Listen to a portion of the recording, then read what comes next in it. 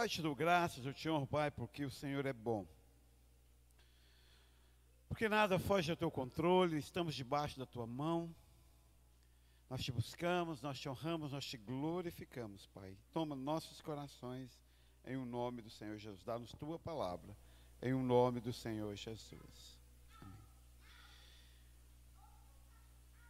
Vez por outra, uma pessoa ou outra chega assim, pastor, mas a igreja não tem nada. E eu fico sufocado porque a gente está cansado de tantas coisas, né? Então, assim, sabe, filho de crente não vai para a praça, não vai para a pecuária, pelo menos não deveria ir para a lagoa, ver droga, prostituição, não deveria. Nós temos eventos, como diria o Fábio, essa igreja te ama e faz de tudo por você. Então, mande seus filhos para o Conjubam, mande seus filhos, vá com seus filhos aqui no Rancho Paraíso, né? Existe, sim, um trabalho muito bom sendo feito. Às vezes é você que não participa, mas o trabalho bom está sendo feito cada semana aqui. Sábado nós temos encontro do louvor às 18 horas. E quando nós voltarmos, então domingo não tem escola bíblica. E no outro sábado nós teremos retorno da escola de música, viu? Já deu tempo. Muito bem. Olha para mim. Por que as pessoas se escondem? Por que você se esconde? Eu venho pensando nisso recentemente e cheguei a 3 textos bíblicos de por que as pessoas se escondem. E quando eu falar se escondem, você pode entender o que você quiser. Parar de vir à igreja, fingir que não conhece o pastor, fingir que está todo mundo contra você e que você é uma vítima da sociedade, fingir que nada dá certo, fingir que Deus não te ama assim como seu pai não te amou. Se esconder é se recolher e botar a culpa em outro. É assim que se esconde na vida espiritual. Se você só se ausentar, não é uma boa escondida. O ideal é que você bote a culpa em alguém. Não, eu parei de ir na igreja por causa de A. Não, eu parei de isso ou daquilo por causa do pastor. A Sandra, então, se você quiser, a Sandra é tipo coringa de pôr a culpa. Ela é sem educação, ela não tem filtro, enfim, só você falar assim... só de você falar assim, não, eu parei por causa da Sandra, Deus já entende. Então, para ser escondido, bem escondido, você precisa de um culpado, que não seja você. Porque afinal, lembre-se, você é vítima, você é um coitado, você é um peregrino. Mas por que as pessoas se escondem? O primeiro motivo pelos quais as pessoas se escondem, o primeiro deles que eu anotei foi porque elas vivem em um pecado cabuloso, desastroso, mortal e não dão conta de assumir. E nós encontramos isso em Gênesis, no capítulo 1, no verso 8. E Adão e Eva ouviram a voz de Deus que passeava no jardim pela viração do dia e esconderam-se de Deus. Esconderam-se Adão e sua mulher da presença do Senhor Deus entre as árvores do jardim, e chamou o Senhor Deus a Adão e disse-lhe, onde estás? E ele disse, ouvi a tua voz soar no jardim, e temi porque estava nu e escondi-me.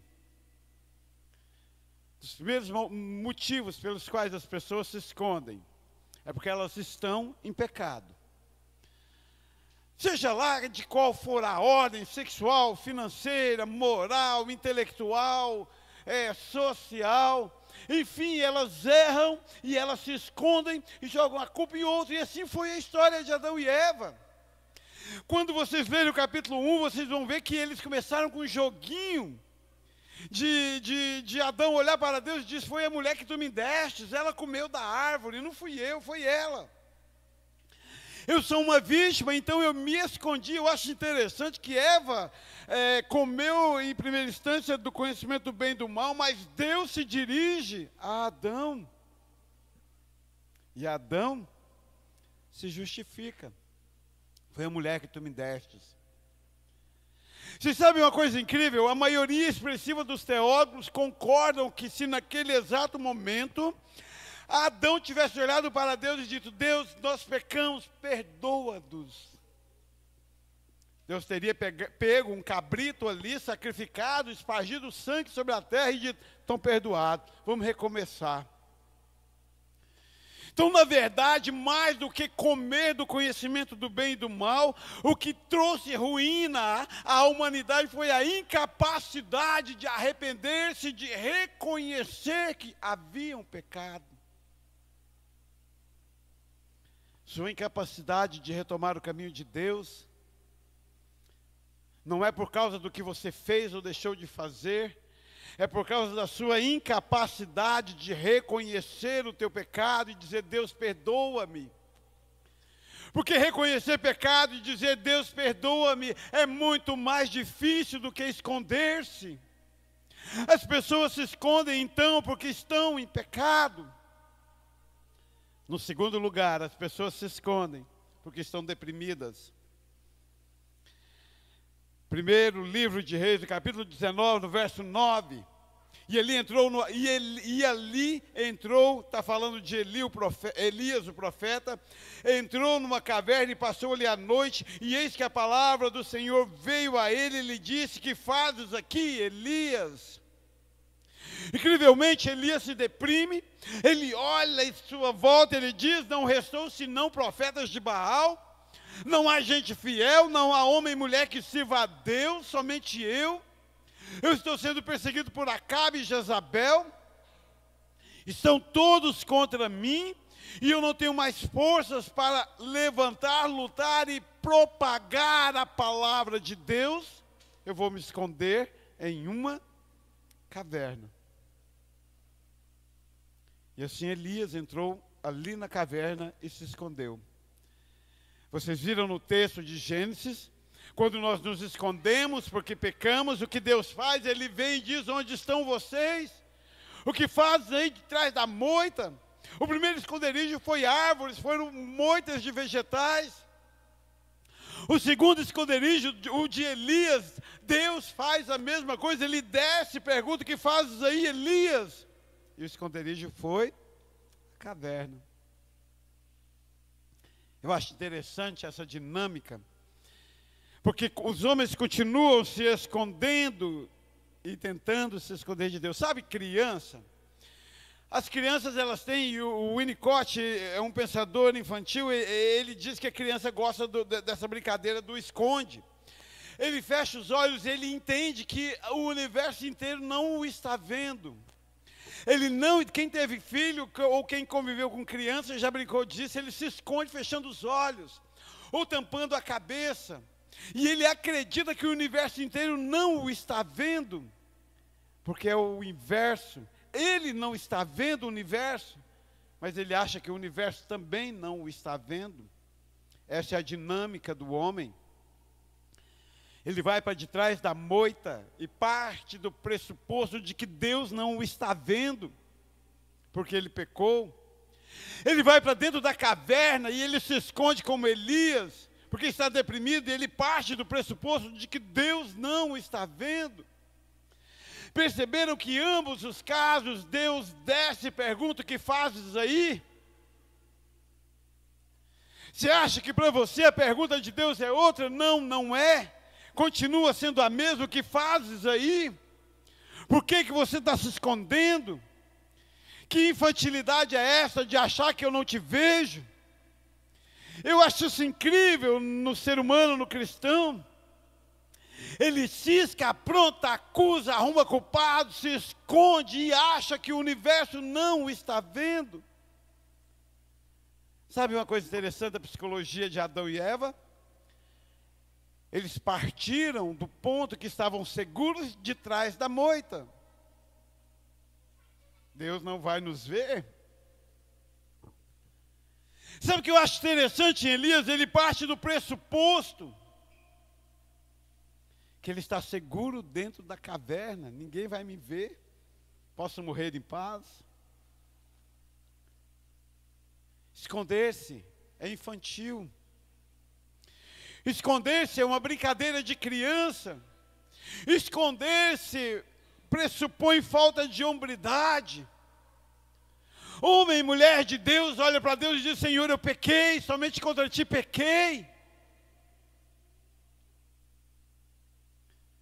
Primeiro motivo pelo qual as pessoas se escondem, porque elas pecaram. Segundo motivo pelo qual as pessoas se escondem, porque elas estão deprimidas, elas vão para a caverna. Terceiro motivo pelo qual as pessoas se escondem, para se reestruturar. 1 Samuel, no capítulo 22, primeiro livro de Samuel, no capítulo 22, no verso 1, então Davi se retirou dali.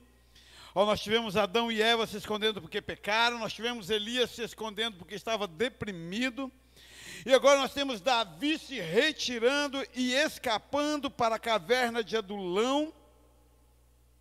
E ali na caverna de Adulão, ele entra, ele se reestrutura. Então Davi se retirou dali, escapou para a caverna de Adulão, e ouviram-no seus irmãos e toda a casa de seu pai, e desceram ali para ter com ele. A palavra de Deus na história diz que toda sorte de homens foram para lá. E ali na caverna de Adulão, ele reestruturou o seu exército. Ali na caverna de Adulão, ele pensou, ele calculou, ele mediu, ele viu o que precisava ser mudado. Então percebe que esconder não é o mal em si. E de igual forma Deus o visita na caverna de Adulão e o traz dali e o leva para o trono. Fico imaginando então que às vezes na vida cristã, na nossa vida, nós precisamos sim dar uma recuada para reestruturar. Uma coisa, entretanto, que fique claro. Uma coisa é quando você se esconde para reestruturar e voltar à batalha capacitado. Outra coisa é quando você se esconde porque está em pecado. Outra coisa é quando você se esconde porque está deprimido. É diferente de se esconder como Davi fez na caverna de Adulão, para levantar o seu exército, para reestruturar e partir para a batalha. Se você pegar o livro de Samuel e ver a sequência, isso aqui desencadeia o que Davi tinha que fazer até chegar ao trono, até assumir o trono sobre Israel. As pessoas se escondem então, porque pecaram. As pessoas se escondem então, porque estão deprimidas. As pessoas se escondem então, porque precisam se reestruturar e voltar para a batalha. Mas minha pergunta essa semana foi: e Deus nisso tudo? Acho interessante que na viração do dia com Adão e Eva, Deus desceu e disse: onde vocês estão? Quero conversar, como se nada houvesse acontecido. Como todos os dias, Deus descia na viração, ou seja, da tarde para a noite, na viração do dia, Deus descia e conversava com Adão e Eva. Deus desce. Sabe que eu aprendo que o problema do pecado não está em Deus, mas está em nós. Para Deus, o fato de que Adão e Eva tivesse pecado não mudou a sua rotina. A maioria expressiva das pessoas, quando pecam e saem da igreja, elas juram, apostam R$10 que a igreja vai fechar sem elas. Mas a rotina de Deus não muda quando você peca e se esconde. A atitude do homem culpar alguém quando peca. A atitude de Deus descer até onde você está. E ainda mais, Deus não tinha que brincar de pique-esconde com Adão e Eva, mas ainda assim ele foi até a moita e perguntou: o que fazes aí? Percebe que Deus é tão bondoso que mesmo você se escondendo, Ele vai até você. Mesmo você tentando culpar todo, não foi a serpente, não foi a mulher que me deste, não foi a árvore. Deus: não, mas eu estou aqui. Eu estou aqui doido para te perdoar. Se é que Deus fica doido, né? Mas estou aqui ansioso, se é que Deus fica ansioso, mas estou aqui ansioso para te perdoar. Você está preocupado em quem botar a culpa. Eu acho interessante que quando Elias se esconde porque está deprimido, Deus não muda de novo a sua rotina. Ele simplesmente desce lá na porta da caverna, sem precisar, e diz: que fazes aí, Elias? E aí Elias vai fazer a sua chorimingação, as suas desculpas, os seus motivos, a sua narrativa pelas quais ele estava deprimido. Eu tenho sido, no verso 10, muito zeloso, nem só zeloso, mas muito zeloso pelo Senhor dos Exércitos, porque os filhos de Israel se desviam e ninguém se importa. Eu acho interessante isso. E aí Deus olha para Elias e diz assim: Elias, sai da caverna. Eu acho incrível que quando você está dentro da caverna, ou atrás da moita, tentando culpar, achar motivos, criando narrativa, Deus está te levantando. Deus está te chamando ao arrependimento. E Deus olha para Elias e diz: Elias, sai para fora e põe-se no monte perante Deus. Para de reclamar, levanta e anda, Elias. Para de esconder, eu continuo mesmo, eu estou aqui. Caramba, será que você não consegue perceber que quando você está tentando se esconder de Deus, Ele está te dizendo: eu estou aqui. Filho meu, não temas, eu estou aqui, eu te ajudo. Caramba, será que você não percebe que Deus não está na brincadeira de esconde-esconde? Aliás, Ele está numa brincadeira muito maior, mais gloriosa. Ele está na brincadeira de: vou revelar-me a você. Estou aqui, me ache. Olha para mim. E tenha vida ao olhar para mim. E Elias então sai do monte. Aí você já conhece a narrativa. E veio um vento forte. E a palavra de Deus diz que Deus não estava no vento. Vem um terremoto que balança a montanha, e a narrativa conta que Deus não estava no terremoto. No verso 12, depois do terremoto, veio o fogo do céu. E Elias lá parado, reclamão, culpão, doido para esconder, doido para achar que se ele tampasse os olhos, ninguém mais via ele. Meu filho, você pode parar de vir à igreja, eu posso nunca mais te ver, mas sabe quem te vê? Deus te vê e Satanás te vê. A coisa espiritual continua e continua a passos largos. O máximo que você dá conta de esconder é do pastor.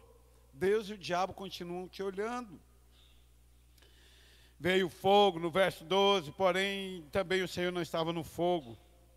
Depois do fogo, conta-se a narrativa que Elias, meio descabriado, porque dentro da caverna, Deus lá falando com ele: mas espera aí, olha que coisa incrível é sua vida de fugitivo.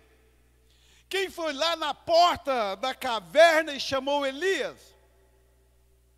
Quem? Deus. Mas Fábio, na mesma hora, automaticamente, Elias não conseguia ver Deus no vento forte. Elias não conseguiu ver Deus no terremoto. Elias não conseguiu ver Deus no fogo. Mas Deus o havia chamado para fora. Então Deus se mostrou e escondeu? Não. Nós, Vitor, em nossos pecados e narrativas deprimentes, temos a capacidade de nos autocegar e não ver o que Deus quer. Acho incrível isso. Aí depois do fogo, parece-me que Deus colocou a mão no coração de Elias, disse: acalma o coração. E conta-se a narrativa que Elias estava lá de fora da caverna, sem entender dicas de nada, e veio um vento, uma brisa, e uma voz mansa. E conta-se o texto que ele ouviu Deus. Calmo, suave, sereno e tranquilo, ele ouviu Deus. Sabe quando é que você se lasca todinho? É quando você se esconde e se cerca de suas justificativas que te tornam incapaz de ouvir o que Deus quer para você. Hoje de manhã eu ouvi uma música: é no seu querer que eu encontro paz na vida. Eu digo para você, sem dúvida, sem medo de errar, enquanto você não estiver no querer de Deus, você não terá paz. Terá mulheres, terá dinheiro, terá bam, terá diversões passageiras, mas escreve na tua alma: fora do querer de Deus, você não tem paz. Elias sai da caverna e ele ouve a voz de Deus. E Deus pergunta para ele no verso 13 novamente: o que fazes aqui, Elias? Imagino que agora Elias tinha a resposta. Não uma resposta de justificativa. Você precisa encontrar Deus. Incrivelmente, Davi, na caverna de Adulão, Deus faz a mesma coisa, ele desce. Ele reestrutura a vida de Davi, ele levanta Davi. Ele bota Davi para guerrear, bota Davi no eixo, no centro da sua vontade e o conduz até o trono. E Davi então é chamado de homem segundo o coração de Deus, o grande rei de Israel, o autor da maioria dos salmos, o homem que mudou a história da nação dos judeus. Porque um dia se escondeu, mas ouviu Deus, se reestruturou. E você, meu querido? Está escondido por quê? E nesse esconderijo você tem ouvido, porque nos 3 casos Deus desceu e perguntou: o que vocês estão fazendo aí? Poxa, Adão e Eva tinha cura, era arrependimento. Poxa, Elias tinha cura, eu sou contigo, não se deprime, eu sou contigo. Poxa, em Davi teve cura, eu te levanto, eu te faço rei sobre Israel. Poxa, para você tem cura.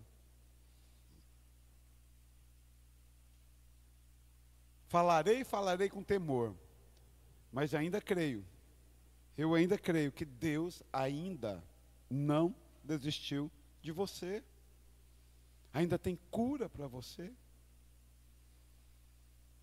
Ainda tem cura para você. Esconder ou esconder-se não é um mal em si. Talvez seja até um mecanismo de defesa, talvez até seja necessário. O que eu preciso tomar cuidado são com as narrativas que eu crio ao me esconder. Se me escondi pelo pecado, você pode arrumar todas as desculpas do mundo, só tem uma cura: Senhor, eu me arrependo e quero voltar a Ti. Se você se escondeu porque está deprimido, achando que o mundo é contra você, só tem uma cura: acalma o coração e ouve o que Deus tem a te dizer, e Ele vai te dizer: eu sou contigo, não temas. Se você escondeu-se para reestruturar a sua vida, não se preocupe, Deus vai fazer de você um exército forte, vai te dar capacidade de levantar e vencer a batalha que você tem que travar. Nos escondemos, sim, quando pecamos, quando nos deprimimos e quando precisamos nos reestruturar. Por que você está escondido? Quais são os seus motivos? Quero lembrar para você que nos 3 aqui relacionados, Deus teve a mesma atitude. Ele levantou e foi até o escondido. E que hoje Ele faz o mesmo com você. Ele se levanta e vai até você. Quero dizer que os 3 homens envolvidos, ou grupos envolvidos, tiveram a mesma atitude. Se esconderam e tentaram culpar alguém. Quero dizer a você que nas 3 situações teve um desfecho claro. Deus continuou Deus, Adão e Eva expulsos do paraíso para sempre. Deus continuou Deus e Elias teve que se levantar, engolir o seu choro e partir para enfrentar Acabe e Jezabel. E Deus continuou Deus. Com Davi na caverna de Adulão, Deus continuou Deus soberano, dirigindo a história. Davi se levantou, reestruturado, assumiu o trono de Israel. e fez o seu governo. Com erros, com acertos, mas com a mão de Deus. Deus continua Deus. O esconderijo continua esconderijo, a igreja continua a igreja. Nós seguimos, nós avançamos, nós estamos de pé. Eu estou de pé. A maioria expressiva de vocês estão de pé. Saia do esconderijo, encare Deus. Acalme o coração. Encontre no querer, na vontade, no chamado de Jesus Cristo para você. Pai, te dou graças, eu te honro, eu te glorifico, eu amo a tua palavra. Tu és santo. Tua palavra é santa, Pai. Deus, esta noite, ó Deus, não nos permita morrermos escondidos, Pai. Que possamos ouvir a tua voz e sair do esconderijo e estar dentro da tua vontade, Pai. Eu te honro, eu glorifico a ti, Pai, em o nome do Senhor Jesus. Amém. Deus abençoe você. E é isso. Que você não fique, não pereça no esconderijo, mas que você saia e sirva ao Deus poderoso. Para dizer que não falei das flores, vou dar mais um aviso. Se por acaso você, jovem, adolescente, ou até mesmo júnior ou velho, se porventura você não é batizado, mas você chegou à conclusão que você quer servir a Jesus sendo batizado, podendo cear, domingo lá no Rancho Paraíso é uma excelente oportunidade ainda com água quente. Se caso for o seu caso, procure o líder, ou seja, o seu professor de escola bíblica dominical da sua faixa etária, relate a ele o seu desejo, ele vai me relatar e eu direi sim ou não, mas provavelmente eu direi sim. Ok? Deus abençoe, com oração silenciosa estamos encerrados, Deus os guarde. Saia do esconderijo.